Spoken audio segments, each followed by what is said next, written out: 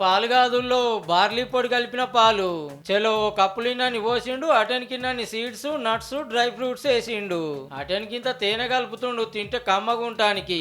ఇంతకు అన్న చేసేది ఏంటిదంటే తల్బీనా.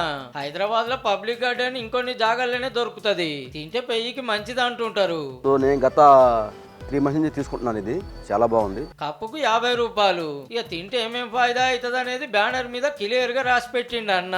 అన్ని సుత బలంగల వాటితోనే చేస్తున్నారు. బాదం పిస్తా కాజు అరటిపండు సుత.